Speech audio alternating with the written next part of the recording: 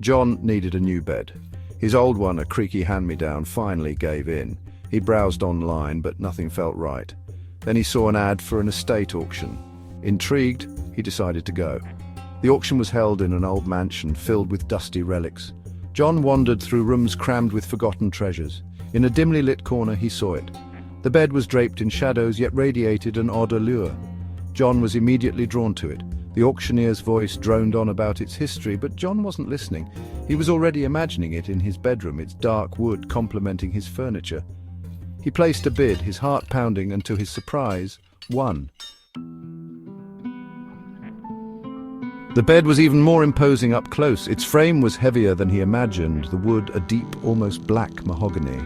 Carvings of twisting vines and strange, unidentifiable creatures adorned the headboard, their details worn smooth with time. The canopy, a heavy velvet, was a deep crimson, faded to a rusty brown in places. It was beautiful in a haunting, melancholic way. John ran his hand over the smooth, cool wood, a shiver running down his spine. That night, John stood admiring the bed in his room. It dominated the space, its presence both intimidating and alluring. He couldn't shake off the feeling that the bed was watching him, its dark wood a pair of eyes in the dim light. John slipped under the covers, the velvet canopy closing around him like a shroud. The mattress was surprisingly comfortable, conforming to his body. He felt a strange sense of security enveloped in the bed's embrace. He drifted off to sleep faster than he had in years. His sleep, however, was far from peaceful. He was plagued by vivid nightmares. He dreamt of being trapped, suffocating, limbs tangled in something cold and unyielding. He woke up gasping for air, drenched in sweat. The room was still dark, the only light coming from the moon filtering through the window. John lay there, heart pounding, staring at the canopy above him. He could have sworn he saw shadows moving within its folds, but when he blinked, they were gone. The nightmares continued every night. Each one was the same suffocating darkness, the feeling of being crushed, of something cold and slithering coiling around him. He woke up each morning more exhausted than the last. He started noticing other things too. Whispers seemed to emanate from the bed when the room was quiet. Shadows danced in the corners of his vision, disappearing when he turned his head.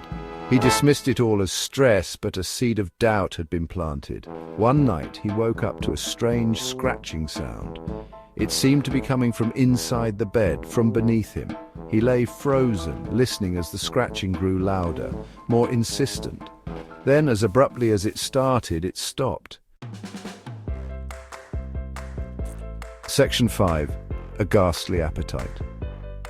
John avoided the bed for as long as he could. He slept on the couch, but it offered little comfort. The nightmares followed him, the whispers growing louder, the shadows more persistent.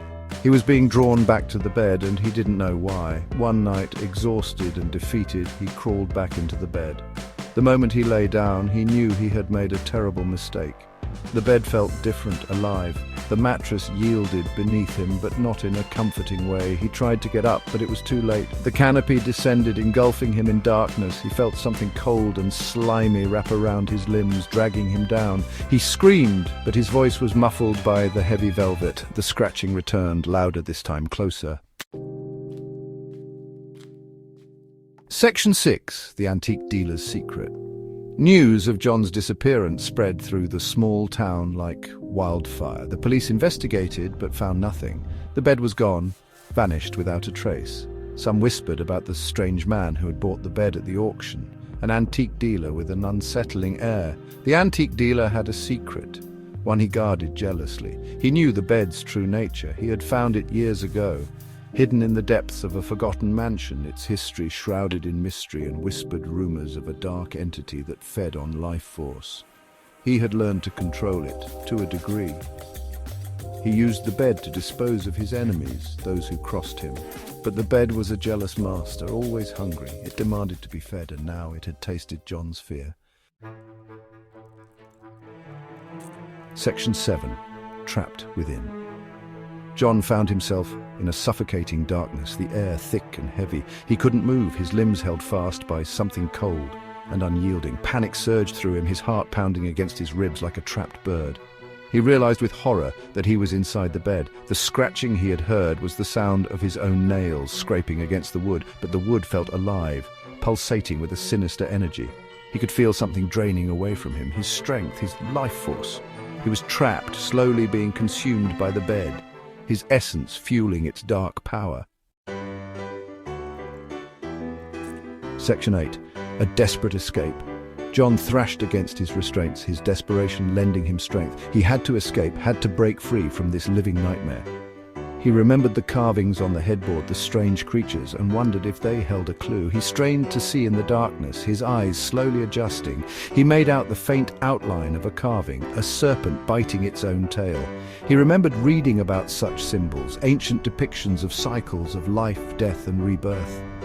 He pressed his hand against the serpent's head, his last hope. The moment he did, a surge of energy coursed through him.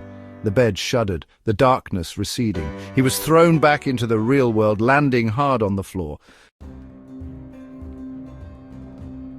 Section 9. The bed's legacy. John never forgot his encounter with the bed. He destroyed it, burning it piece by piece, watching as the flames consumed the dark wood and the heavy velvet canopy. But the experience left its mark. He couldn't shake off the feeling that he was being watched, hunted. The antique dealer disappeared, never to be seen again. Some say he became another victim of the bed, consumed by his own greed. Others believe he is still out there, searching for another artifact, another source of dark power. As for the bed, its legend lives on. A tale whispered in hushed tones, a warning against greed and the allure of the unknown. A reminder that some things are best left undisturbed, their secrets buried in the dust of forgotten places. The bed may be gone, but its hunger, its thirst for life remains.